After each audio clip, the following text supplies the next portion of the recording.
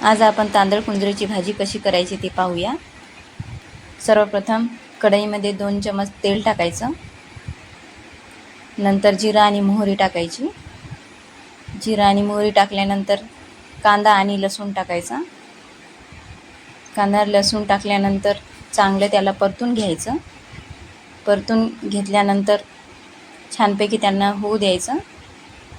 झाल्यानंतर त्यामध्ये मिरची टाकायची। मिरची चांगली परतून घ्यायची। मिरची चांगली परतून घेतल्यानंतर त्यामध्ये टमाटर टाकायचे।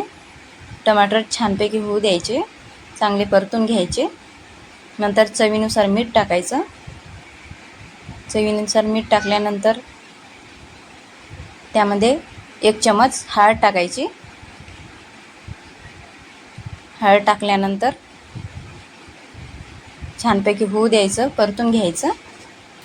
नंतर आपली तांदळ कुंजरीची भाजी टाकायची। भाजी टाकल्यानंतर फुल पॉवर करायचा। फुल पॉवरमध्ये चांगली छानपैकी होऊ द्यायची, परतून घ्यायची। परतून घेतल्यानंतर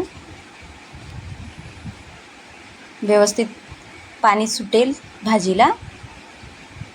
पाणी सुटल्यानंतर थोडंसं झाकून घ्यायची मोठ्या पॉवरमध्ये।